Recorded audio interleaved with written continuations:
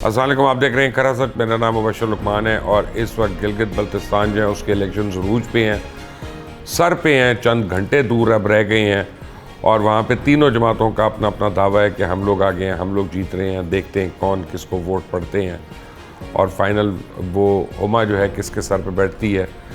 आज़ाद कश्मीर जो है वहाँ पे बताया जा रहा है कि कशीदगी है, बल्कि BBC तो बहुत कुछ रिपोर्ट कर रहा है और ये मुझे पता चला है कि वहाँ पे रॉ जो है इंडिया की एजेंसी बड़ी एक्टिव है और वो लोगों में डिसइंफॉर्मेशन जो है वहाँ पे क्रिएट कर रही है। बट एनीवे मेरे साथ मौजूद है रज़ा हारून पीपल्स पार्टी से, अली गौर बलोच पाकिस्तान मुस्लिम लीग नवाज से और नदीम कुरैशी पाकिस्तान तहरीक इंसाफ से।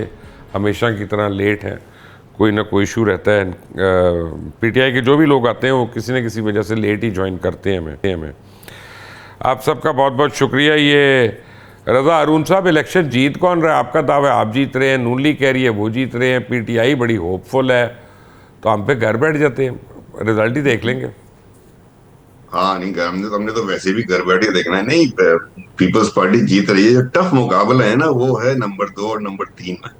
बस देखना है कि नंबर 2 कौन आता है, नंबर 3 कौन आता है। हाँ, सुभान अल्लाह, आ, कितने मासूम हैं आप वैसे, है ना। मुझे आपकी मासूमियत नहीं, मैं बहुत ये अच्छी तो ये लगती तो ये तो होना लाइटर नोट हो गया। है। हाँ, लेकिन जाहिर है जब इलेक्शन में पार्टियां जाती हैं, उम्मीदवार खड़े करती हैं, हारने के लिए तो नहीं खड़ी करती ना, तो जीतने के लिए करती हैं। तो उम्मीद तो यही होती है कि जहां जहां उम्मीदवार खड़ा है पीपल्स पार्टी का, वो जीतेगा। और इसी पॉजिटिविटी के साथ और इसी जोर के साथ इलेक्शन में हिस्सा लेना चाहिए। इसी तरह दीगर पार्टियों का होगा। लेकिन सच्ची बात यह है कि वहाँ जो इलेक्शन कैंपेन हुई है और जो आवाम के तासुरात हम तक पहुंचे हैं मीडिया के थ्रू और हमारे जिम्मेदारों के थ्रू, जो टफ मुकाबला है वो पीपल्स पार्टी और मुस्लिम लीग नून के दरमियान है। कुछ सीटें ऐसी हैं जो कि मेरे ख्याल में 7 से 8 सीटें ऐसी बताई जाती हैं जहाँ की इनडिसाइसिव है, किसी तरफ भी जा सकता है। तो रिजल्ट क्या होगा आपके ख्याल में? सर रिजल्ट मेरा मेरा ख्याल ये है कि मुझे तो कोलिशन बनती नजर आ रही है, लेकिन ज्यादा चांस मुझे आज भी जाहिर है मैं पीपल्स पार्टी से हूँ बशीर भाई, तो मैं तो पीपल्स पार्टी को ही बैक भी करूंगा, सपोर्ट भी करूंगा, उसकी सच ही ख्वाहिश भी बोलेंगे? रखूंगा। सच मुझे पता नहीं ना, वो तो कल इलेक्शन के रिजल्ट, मतलब जब कल इलेक्शन हो जाएगा, जब रिजल्ट आ जाएंगे, जब सारे फॉर्म इकट्ठे हो जाएंगे, यही पता चलेगा। तो फिर आपसे क्यों पूछना? फिर तो मेरा नुमाइंदा वहाँ का बता देगा। तो फिर हम तो तज्जिया ही कर सकते हैं ना, हम कोई खबरी थोड़ी है बशीर भाई। अली गौर बलोच साहब के पास होती है अंदर की खबर। अली गौर बलोच साहब कल का रिजल्ट तो बता दें। बिस्मिल्लाहिर्रहमानिर्रहीम। देखें, जो अंदर की बातें होती हैं तो वो तो मुबशर साहब आप ज्यादा, हम सब हारून साहब से और मुझसे ज्यादा बेहतर आप जानते हैं। जाहिर है कि हम तो एक सियासी कारकुन हैं, हालात के तहत ही तजिया कर सकते हैं या एनालाइज कर सकते हैं। मैं समझता हूँ कि जो गिलगित बल्तिस्तान का जो लास्ट इलेक्शन हुआ था ना, वो पूरी इलेक्शन कैंपेन उस वक्त मरियम साहिबा ने लीड की थी और मैं उनके साथ था पिछले लास्ट इलेक्शन में। लिहाजा पूरे गिलगित बल्तिस्तान का लोगों का जो मतलब है कि उनकी जिस तरह से उनका जोशो खरोश था, जिस तरह से जलसे हुए, जिस तरह से वो सारा सिस्टम था, तो वो पिछला इलेक्शन तो जाहिर है कि वो बड़ा मैनेज किया गया था और उसमें जाहिर है वो उस वक्त पहले डिसाइड कर लिया मैनेज गया हुआ था था, कि एक मिनट, मैनेज हुआ था पिछला इलेक्शन? जाहिर है लास्ट इलेक्शन उसमें PMLN को तो कोई सीट ही नहीं जीतने दी नहीं गई तो थी। हालांकि मैनेज ऑन क्यों हुआ? ग्राउंड आप अपना आज आपको उम्मीद है कि आप जीत जाएंगे? देखें, उस वक्त फैज साहब थे और वो आपको पता ही है कि मतलब है कि जिस तरह से वो प्लान करते थे, इवन आज़ाद कश्मीर का इलेक्शन, KP इसका गिलगित बल्तिस्तान का इलेक्शन, तो इस फिर दफा आपका 2018 ख्याल में है कि जब मैं आपके साथ हूं तो हम मैनेज कर लेंगे? नहीं मैनेज नहीं, मैं ये नहीं कह रहा कि हम मैनेज कर लेंगे, लेकिन पिछला इलेक्शन जो था उसके नतीजे तो बिल्कुल ठीक नहीं थे, हमने कोई क्योंकि इलेक्शन मैंने नहीं ऑन मानना ग्राउंड ना, क्या मार गए? देखिए मेरी गुजारिश सुने ना, मेरी गुजारिश सुने। मैं ये कह रहा हूँ कि मैं उस इलेक्शन में था, मैंने हर जगह हर जलसे में था। मैंने वहां पर देखा कि लोग जो थे वो PMLN को वोट देना चाह रहे थे, लेकिन उस रिजल्ट जो आए वो उसके बिल्कुल बरक्स थे। लेकिन एक चीज मैं आपको जरूर बताऊंगा कि जो चीफ मिनिस्टर थे PMLN के हफीजुर रहमान साहब, उनके दौर में बड़ा जो है ना वो डिलीवर उन्होंने किया और बड़ी मेहनत की। आज भी वहाँ के जो लोकल लोग हैं उस टाइम को, उनके टाइम को सराहते हैं, उनके टाइम को जो है वो समझते हैं कि जितनी भी पॉलिटिकल, इसमें यहाँ पर पीटीआई की गवर्नमेंट भी रही, यहाँ पर मैं पीपल पार्टी की भी अपना रही। अली साहब, मैं ਵੱਡੇ मियाँ साहब की तकरीर चला दिया थे जिसमें उन्होंने कहा कि 20-20 घंटे लोड शेडिंग हो रही है गिलगित बल्तिस्तान में, और मैं तो मियाँ शहबाज शरीफ को कहूँगा कि यहाँ पे काम करें, आके नज़र डालें इधर भी। वो तो ये कह रहे हैं और आप कह रहे हैं कि हमने इतना कुछ किया। नहीं नहीं, देखें जितना भी काम हुआ है वो पीएमएलएन के टाइम में बहुत बेहतर काम हुआ है, और जाहिर है काम करने की अभी भी बहुत गुंजाइश है, आपने ठीक कहा है। लेकिन ये है कि अगर जो कुछ डिलीवर हुआ है वो नवाज शरीफ साहब के टाइम में या पीएमएलएन के टाइम में, या जिस वक्त चीफ मिनिस्टर थे गिलगित बल्तिस्तान के हाफिज साहब, तो उन्होंने जो है वो बड़ी मेहनत की है। तो मैं समझता हूँ कि पीएमएनएल जो है वो वहां से नुमाया पोजीशन लेगी, ये मतलब है कि मेरी प्रिडिक्शन समझ ले, बाकी फैसला तो कल वोटर्स ने करना है। आपकी हो बातों सकता से है मुझे लगता उससे है रजा हारून को नींद आ गई है। नहीं, रजा हारून साहब भी जाहिर है कि बिलावल भुट्टो साहब वहां पर कैंपेन चला रहे हैं, और जाहिर है तमाम पॉलिटिकल पार्टी कोशिश करती हैं, पीटीआई की तरफ से भी जो उनके चेयरमैन है वो भी कैंपेन चला रहे हैं। तो बाकी तो नताइज का कल पता चलेगा, जाहिर है जब इलेक्शन होंगे। हैं नदीम लेकिन कुरैशी हमारे साथ आपके? नहीं, नदीम कुरैशी ने अभी तक ज्वाइन नहीं किया। बड़ी मेहरबान, देर की मेहरबान आते आते। रज़ा हारून साहब, ये क्या साइंस है? चले मैं इस मामले में एक नाम लेता हूँ, ख्वाजा साद रफ़ीक का, और मैं कहता हूँ कि एक अगर इस मुल्क की मौजूदा सियासत में मैंने कोई जेंटलमैन देखा है या असूल परस्त आदमी देखा है सियासतदान, तो ख्वाजा साद रफ़ीक हैं, जिन्होंने इलेक्शन हारने के बाद 1 घंटे के अंदर अपने मुखालिफ उम्मीदवार को फ़ोन किया, उसको मुबारकबाद दी, और बाद में बाई इलेक्शन किसी और सीट से लड़ने से इनकार कर दिया। उनका अवाम ने मुझे नहीं चुना तो मैंने इधर उधर से हिले बहानों से नहीं आना। तो क्यों नहीं बाकी लोग मान सकते? नहीं मानना चाहिए, और ऐसा नहीं है। जाहिर है साद रफीक साहब तो एक बड़ी आला मिसाल कायम की। हाफिज नईम साहब हैं जमात इस्लामी के, उनको तो विनिंग कैंडिडेट जो है वो डिक्लेयर कर दिया गया था सूबाई असेंबली पे। उन्होंने वो अपनी सीट ले, आज तक बिल्कुल इनकार किया, बिल्कुल, उन्होंने हक बहुत नहीं उठाया। क्रेडिट की बात है। हाँ, उन्होंने मना कर दिया कि नहीं, मैं सीट नहीं जीता। उसी तरह अब मुझे याद है राना सनाउल्लाह साहब ने भी एक्सेप्ट कर ली थी अपनी डिफीट। तो ये मिसालें हैं, लेकिन ये मिसालें हमारे यहाँ कम कम हैं लेकिन मौजूद हैं। और उम्मीद यही रखनी चाहिए कि असल में जो कैंडिडेट्स फील्ड में होते हैं ना, मुबशिर भाई, या जो पार्टियां कारकुनान समेत फील्ड में उतरी भी होती हैं, उनको इलेक्शन डे के आधे दिन बाद ये अंदाजा हो जाता है कि ये सीट अब जीते हैं या हार रहे हैं। आधे दिन बाद ये अंदाजा हो जाता है कि मामला किस तरफ जा रहा है। अब ये हार को ना मानना और जीतने वाले को धांधली ज्यादा रज़ा करार साहब, देना, सुबह ये 10 साढ़े हमारा, 10 तक ना पता चल जाता है ये स्विंग किधर हो रहा है। ये 10 साढ़े 10 तक बदल जाता है। लेकिन दोपहर का वक्त ऐसा हो जाता है, तकरीबन आप समझें को 2:30-3 बजे तक तो आपको कंफर्म पता होता है, आपको पोलिंग स्टेशन से रिपोर्ट आ रही होती है। अगर आपकी पार्टी मुनज्जम है और आपके पोलिंग एजेंट्स बैठे हुए हैं, तो उन पोलिंग एजेंट्स के थ्रू आपको ये अंदाजा हो जाता है कि आप किस पोलिंग स्टेशन से जीत रहे हैं या हार रहे हैं।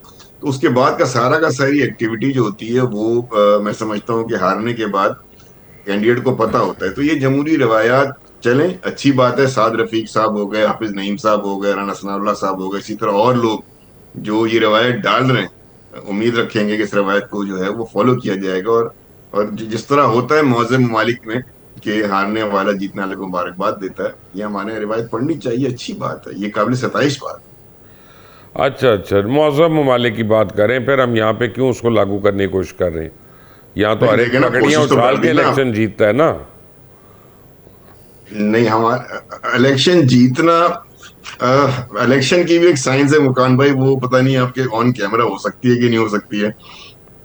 वो जो उसका एक काफी बड़ा हिस्सा परसेंटेज है, वो वोटिंग टाइम खत्म होने के बाद भी शुरू होता है। बड़ी एक्टिविटीज होती हैं। तो एक है प्री पोल, एक है ड्यूरिंग पोल, और एक है पोस्ट पोल एक्टिविटी। इन सब में जो तगड़ा है, जमहूरी लिहाज से भी तगड़ा है और स्ट्रीट पावर भी रखता है और मुनज्जम भी है, और जिसके पास समझ है इलेक्शन साइंस की पाकिस्तान तो की, आज फिर कम जीतता अज़ वही है। कम आवाम के सामने सच बोलें और बताएं, आप लोग कैसे 3-3 करोड़ वोट हर MQM के डब्बे में से निकल आते थे?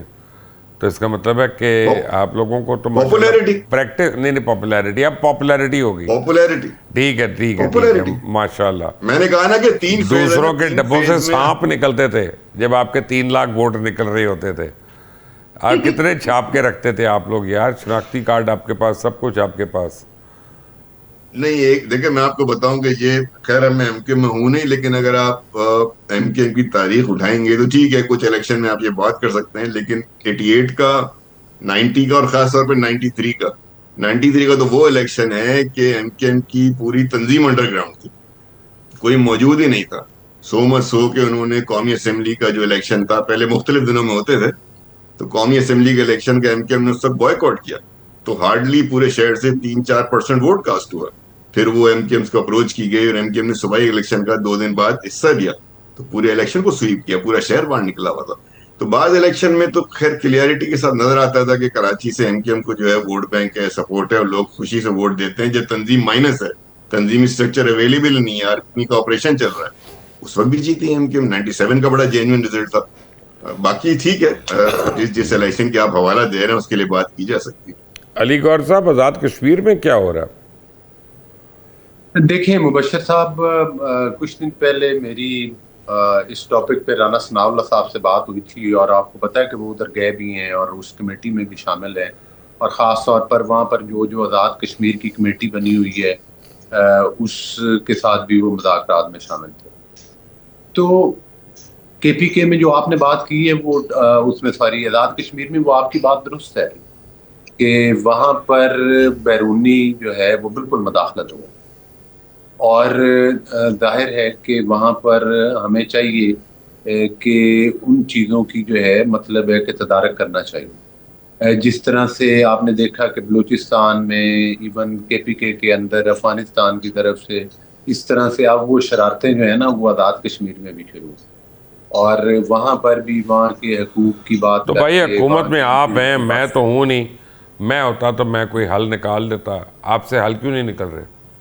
नहीं हाल निकल रहे हैं। एक जो उनका वो मुतालबा क्या है हाल कि है? भाई आप वो मतलब है कि वो जो सीट्स हैं आप वो ख़त्म कर दें, जो लोग 9 सीट्स के करीब हैं, तो वो मतलब है वो कैसे ख़त्म की जा सकती हैं? अगर वो ख़त्म करेंगे तो फिर उन इलेक्शन की क्रेडिबिलिटी डिस्टर्ब होगी और वहाँ के लोगों को वो हक नहीं मिलेगा। तो मैं समझता हूँ कि ये तो ये बाहर कैसे ये चीज़ें, मुमकिन है कि बहुत ज़्यादा अक्सरियत लोगों की इस डिमांड के साथ खड़ी है? देखिए इस चीज को देखने की जरूरत है, ये ऑलरेडी चीज डिस्कस हो रही है, लेकिन मैं समझता हूँ कि इलेक्शन अपने वक्त पर होंगे। इन हालात को इंशाअल्लाह ताला हुकूमत कंट्रोल करेगी, रियासत कंट्रोल करेगी। और हाँ, अगर अगर तो कोई वहां पर ऑन मेरिट बात करे, एज पाकिस्तानी बात करे, तो उनकी बात तो सुननी चाहिए, लेकिन हमें उन अनासिर को भी देखना है कि वो कौन से अनासिर हैं जो वो आज़ाद कश्मीर में बदअमनी चाहते हैं, वो कोई वहां पर दंगा फसाद करवाना चाहते हैं, बिल्कुल 9 मई की तो तरह। जो यार अगर आपको याद रॉ है ना, करा रही है तो चलें, हम ऑफिशियली कहते हैं हम पे नागालैंड में कराते हैं, हम पे खालिस्तान में कराते हैं, हम क्यों चुप हैं? देखें बात ये है कि हमारे मुल्क की एक अपनी स्ट्रेटजी है, और मैं समझता हूँ कि ये तो कोई एक बुज़दिलाना कार्रवाइयाँ है। पाकिस्तान जब उससे भी जो मर्जी किसी मुल्क, कहें, बनिए को नहीं नहीं, बुजदिल कहें, जो मर्जी कहें, फैक्ट इज कि उन्होंने वोट ऑफ इतना, अब क्या कहें, वो उन्होंने आपके अंदर सीड तो एक फूंक दिया ना। नहीं देखें, जो मार्का हक था उसमें उनको मुंह की खानी पड़ी है, और मार्का हक सामने वो से था, ये तो पीठ पीछे की वही मैं बात हो कह रही रहा है। हूँ। वो हाँ, वही मैं कह रहा हूँ ना, तो वो हमने हमेशा सामने से ही हमला किया है, और ये अल्लाह की मदद भी हमारे साथ शामिल रही है। बिल्कुल वो जो मतलब है कि आग लगाते हैं बलूचिस्तान के अंदर या केपीके के जरिए दहशतगर्दी की कार्रवाइयाँ, या जिस तरह से आबादात कश्मीर में करते हैं, ये वक्ती तौर पर चीजें जरूर मसाइल आते हैं, लेकिन इनकी इन लॉन्ग रन कोई मतलब है ना कि वो कोई ना उनको फायदा होगा, और अल्टीमेटली इंशाअल्लाह ताला होता यही है, अल्लाह मदद करता है, और ये हालात बलूचिस्तान के भी कंट्रोल होंगे।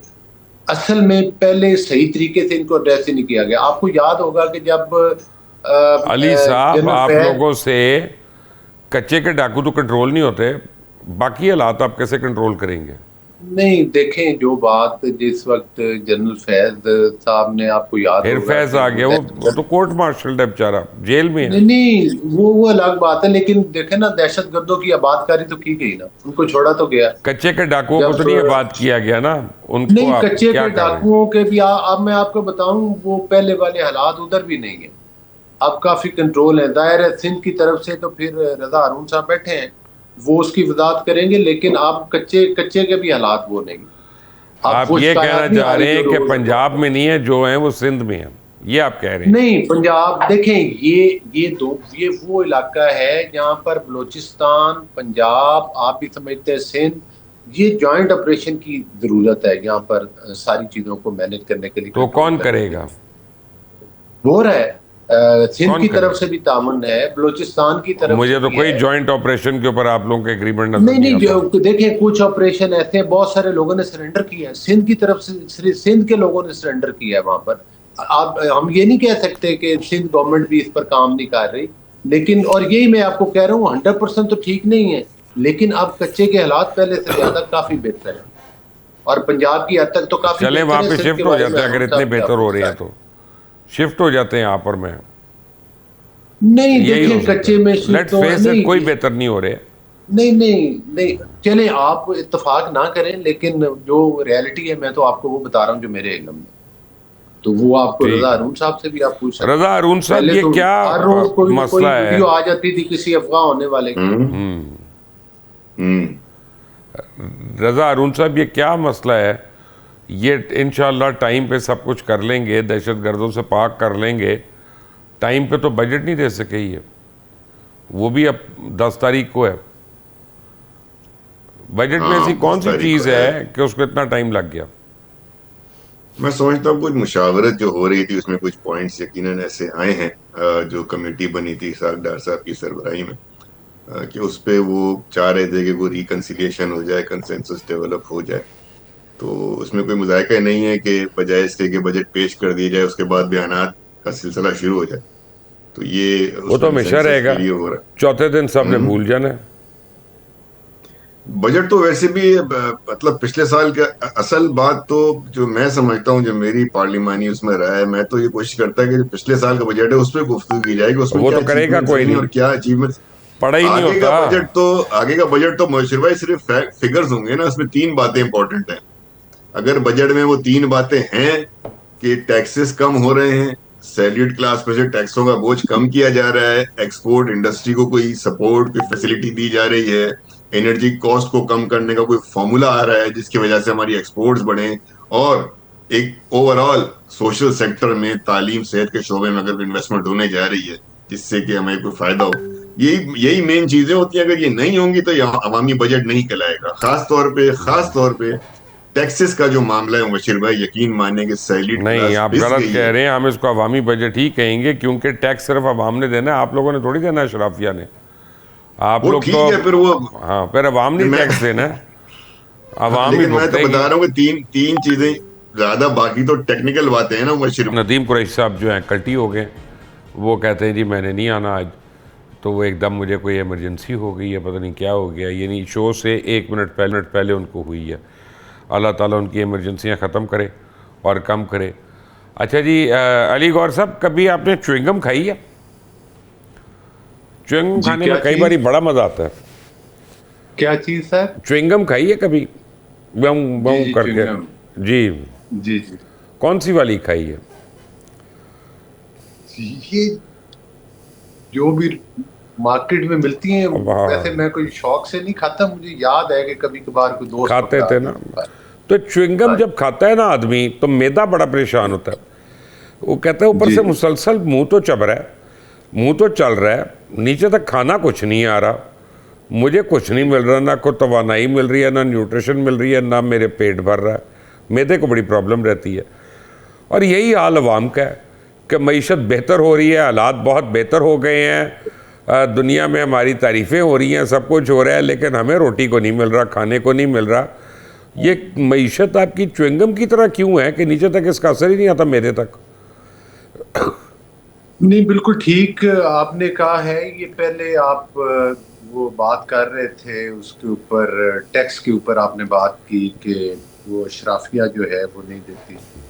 देखिए मुबशर साहब, बात तो ये है कि बिल्कुल जो हमारा टैक्स का निज़ाम है, वो लोग जो लोग टैक्स नेटवर्क में ऑलरेडी हैं उनके ऊपर तो टैक्स बढ़ जाता है, लेकिन साथ ही साथ इसको बढ़ाने की भी ज़रूरत है। अभी आपने देखा कि ताजरों के ऊपर जो टैक्स है वो एक बताया गया है, हालांकि हमारे ताजर दोस्त जो हैं देखेंगे हमेशा डिनाई करते हैं, उसमें तामन नहीं करते।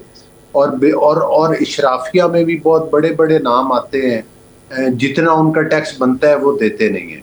यही यही वजह है कि फिर ये टैक्स जो का जो बोझ है वो किसी न किसी सूरत में जो यानी आपकी मतलब नाकामी सैलरीड का पर्सन है, उनके ऊपर बोझ, पड़ता है। आपकी नाकामी का बोझ अवाम के ऊपर पड़ेगा, क्योंकि नहीं, आप बात लोग बात अपने ये नहीं है। हुकूमत में डिलीवर नहीं कर सकते और टैक्स नहीं ले सकते, तो नाचारो नाचार वो अवाम बेचारी पिसेगी। बस इतनी सी बात है, कोई बात नहीं, पिस रहे हैं हम।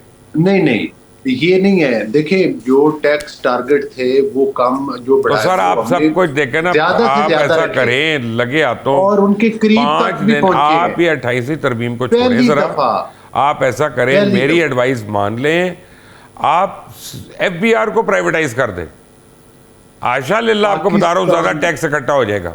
नहीं हो सकता है आपकी तजवीज़ ये ठीक हो, मुझे इसका तो ऐसा एक्सपीरियंस नहीं है, लेकिन ये भी बात आपकी ठीक है। लेकिन मैं आपको एक गुजारिश करूँ कि जो पाकिस्तान की तारीख में पहली दफ़ा ये ताजरों को जो है वो टैक्स के निज़ाम के अंदर मतलब है ना कि वो लाया जा रहा है, और हमारे ताजर दोस्त भी बहुत कमाते हैं।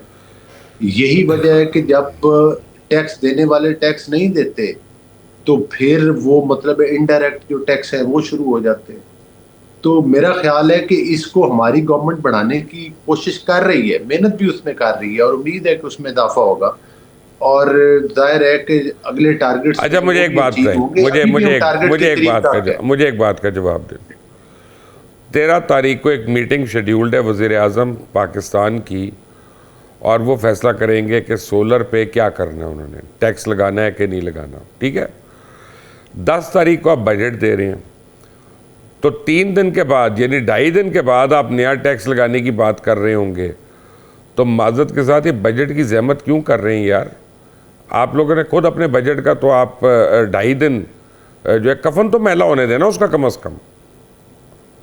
नहीं, देखे बात ये है कि जहाँ तक सोलर पॉलिसी पे जो हमारा लास्ट प्रोग्राम, सर मुझे बात याद है, मैं आपके सोलर की नहीं, मैं फिजिकल की बात कर रहा हूँ कि 10 को बजट आ रहा है, तो 13 को नया टैक्स कैसे आ रहा है बजट के बाद? मैं तो ये पूछ रहा हूँ। देखिए नया टैक्स तो नहीं आएगा, लेकिन उसकी अगर जरूरत पड़ेगी भी तो वो फिर आपको पता है कि बाद में भी मतलब है कि वो बजट अली गौर बलोच के साहब, मैं काफी आपको यहाँ टाइम के बाद तकरीरें गुंजाइश दिखाऊं, आ जाती है। वजीर आजम की लेकिन जो तकरीरें भी दिखाऊं टैक्स है, आपको, मेरी आपके गुजारिश तो सर एनर्जी सुन मिनिस्टर लेना। की तकरीरें दिखाऊं कि वो कह रहे हैं सोलर के बगैर मुल्क चल नहीं सकता, काश्तकार नहीं चलेगा। मेरे पास है वो तकरीरें सारी, मैं दिखा सकता हूं। आज वो कुछ और कह रही हैं, तो अगर आप आज अपनी भी पॉलिसी पे नहीं टिके रह रहे तो हम क्या करें? नहीं, बात ये नहीं है। देखिए हमें भी दो बातें नहीं करनी। एक तरफ तो मुबशर भाई, आप हम बात कर रहे हैं कि टैक्स नहीं लगा रहे, एक तरफ गवर्नमेंट जहाँ इनिशिएटिव लेती है तो हमारे टॉक शोज में भी ये मुखालिफ देखें जी वो टैक्स लगा दिया। अब दो बातें तो नहीं है ना, या तो आप बात करें कि टैक्स लगाना चाहिए, या आप बात करें कि अगर हर सेक्टर को आप छूट देते जिस जाएंगे चीज तो फिर को टैक्स आपने कहाँ से ये दें? कह के प्रमोट किया कि इससे हमने मुल्क को बचाना है, उसको अब आप कर्टेल करने की कोशिश कर रहे हैं। रजा हारून, आप बताएं मैं सही कह रहा हूं कि गलत कह रहा हूं? नहीं, मुझे एक एक मुझे भी बात करने देना कर लें आप। देखिए मैं ये बता रहा हूं, मैंने आपके लास्ट प्रोग्राम में भी आपने सोलर के ऊपर टैक्स की बात की थी। इस वक्त भी एग्रीकल्चर सेक्टर के सोलर पे 0 टैक्स है। इस वक्त भी घरेलू जो हमारा सोलर है उस पर टैक्स नहीं है। अगर आप ग्रीन मीटर ना लगवाएं, अपनी बैटरीज रख लें, तो आपका पूरा घर फ्री में चल सकता है बगैर किसी टैक्स के। हाँ, आज आप ये ये कह जरूर रहे मैं हैं, कल आपकी को आप मैं- बैटरी मेरी की मेरा बोर्ड बंद कर आखिरी देंगे। एक बात सुन ले, एक बात सुन ले मेरी। अगर अगर गवर्नमेंट सोलर के ऊपर टैक्स ना लगाए तो लोगों को ऑलरेडी इससे काफी रिलीफ है। अगर गवर्नमेंट खरीद रही है किसी के घर पे लगे हुए सोलर की बिजली, तो ये भी तो सर आप ये देखें कि खरीदती 1 रुपए पे, 1 मिनट, खरीदती 1 रुपए पे, बेचती 50 रुपए पे है, वही चीज। सर जी, मेरा मतलब फॉर है, एग्जाम्पल आगे चलते हैं ना आप लोग, आप अब इसमें तो बहस सर जी, अगर मुझे ये बताएं, अगर गवर्नमेंट फॉर एग्जाम्पल वो 1 रुपया 1 यूनिट भी नहीं खरीदती, गवर्नमेंट आपसे 1 यूनिट भी नहीं खरीदती, फिर भी आप अपने घर की बिजली फ्री पे चला सकते हैं सोलर के द्वारा। रजा अरुण साहब, मतलब है कि सोलर इटसेल्फ एक फायदे वाली आपको ये नून लीग की कायदाना सलाहियतें समझ में आती हैं कि सिर्फ मेरी आंखों में मोतिया? बशीर भाई, 2 इश्यूज हैं। अली गौर भाई जो बात कर रहे हैं वो नेट मीटरिंग की बात कर रहे हैं, वो डिफरेंट बात कर रहे हैं। इशू है। हाँ, वो डिफरेंट बात है। ये जो टैक्स की बात हो रही है, ये गालिबन उस इक्विपमेंट की हो रही है जो इम्पोर्ट किया जाता है। उस इक्विपमेंट पर टैक्स अगर बढ़ाएंगे तो जाहिर है कि कॉस्ट ऑफ इंस्टॉलेशन बढ़ जाएगी और वो बहुत ज्यादा बढ़ जाएगी। फिर आपको पता है कि जो प्रॉब्लम है वो सोलर पैनल लगाने के बाद बैटरी का होता है कि बैटरी आपकी, और बैटरी बहुत बड़ी है, बैटरी बहुत कॉस्टली है, उसकी मेंटेनेंस बहुत ज्यादा है। तो वहां पे अगर आप टैक्स लगाएंगे तो गालिबन आपका इशारा जो है वो उस टैक्स की तरफ है। नहीं, मेरा इशारा उस टैक्स नहीं, आप भी सुन लें, मैं दोबारा रीफ्रेज कर देता हूँ। 10 तारीख को बजट आ रहा है, जो आपने उसमें करना कच्चा चट्टा वो आप कर रहे हैं, कर लें। तो 13 तारीख को नए टैक्स की बात कैसे हो सकती है? वो 10 को ही कर लेना, अलग से कैसे करें? यानी आप 3 दिन अपनी मुर्दे को नहीं मान रहे यार। नहीं, वो तो मैंने आपकी बात मान ली। मैं तो सिर्फ ये कह रहा हूँ कि जिस टैक्स की आप बात कर रहे हैं, ये टैक्स मैंने कहा बजट का सोइम तो होने दे पहले, उसके बाद कर ले, चौथे दिन कर ले, 5वें दिन कर ले, कल कर लें, बजट आने से पहले कर लें, कल तय कर लें। अगले प्रोग्राम में आप जरूर बताइएगा, मैं आपको बताता हूँ कि बजट के बाद कोई टैक्स नहीं लगेगा, जो कुछ भी होगा बजट में ही होगा। नहीं तो इसी प्रोग्राम में आप बता दें।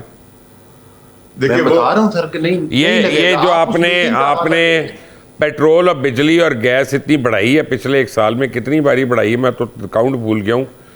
वो तो किसी जुमरे में नहीं आ रहा। वो जो हमारे जो पेट्रोल कम भी हुआ है। अली गौर बलोच साहब, जो हमारे मेरे हाथ भी जुड़े हुए हैं और नीचे से मेरे टांगे भी जुड़ी हुई हैं। मैं आपको बात कर रहा हूँ कि खुदा के लिए ऐसी बातें ना करें।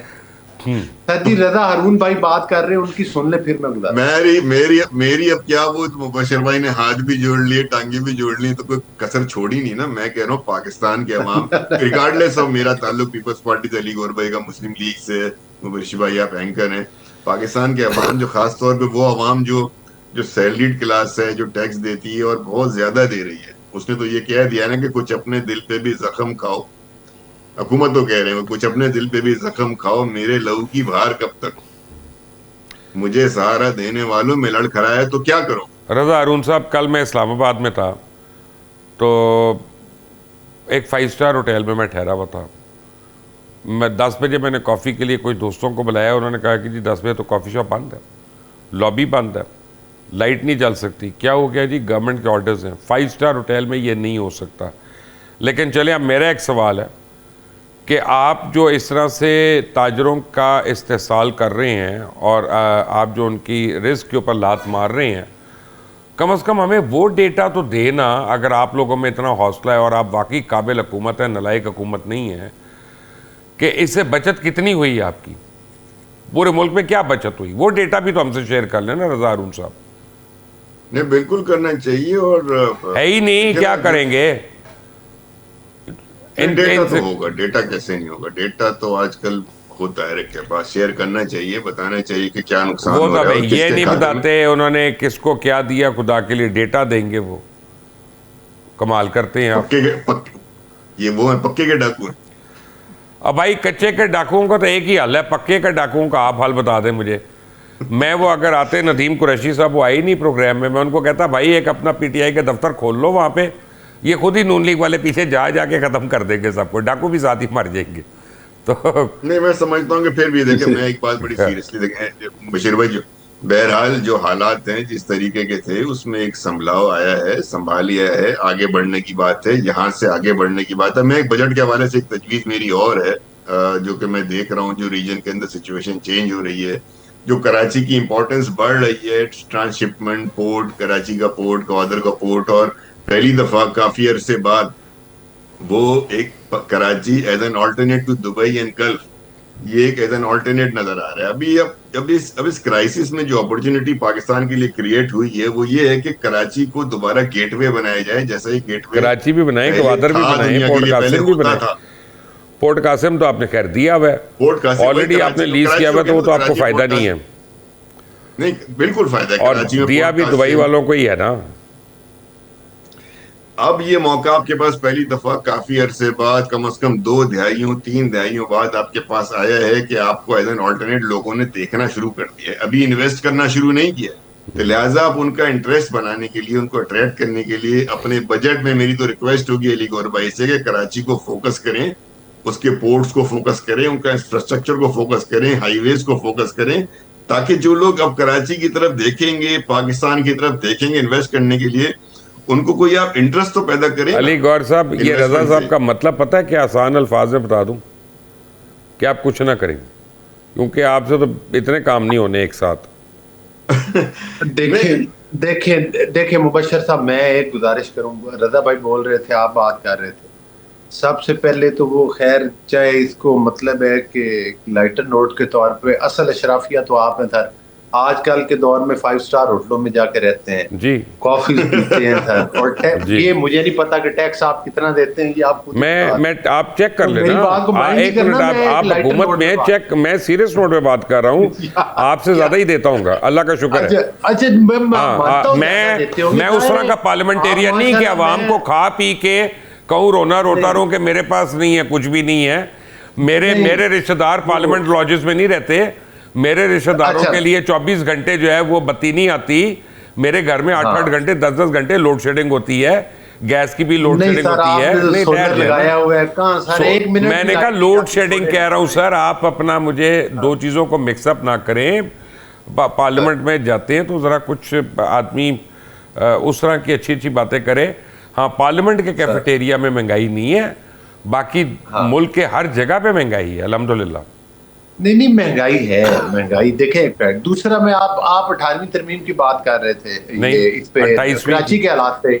हाँ, 28वीं। देखिए बात ये है कि इस वक्त तक तो तमाम सूबों के पास पूरा अख्तियार और फंड और पैसे हैं ना, मुझे आज तक ये नहीं समझ आई कि कराची के डेवलपमेंट के इंफ्रास्ट्रक्चर के इश्यूज पर भी पीपल्स पार्टी ये शिकायत करती हुई नजर आती है कि हमें मरकज ये नहीं दे रहा, हमें मरकज वो नहीं दे रहा। सही कह रहे हैं, वो काम तो इनको करना चाहिए, बिल्कुल करना चाहिए। रजा अरून साहब, आप पंजाब से ये सीख लें कि इंफ्रास्ट्रक्चर की ऐसी की तैसी 14 अरब का जाके गल्फ स्ट्रीम 550 जरूर खरीद लें, कम से कम हम तारीफ तो करें आपकी, आपने इंफ्रास्ट्रक्चर डेवलपमेंट की है।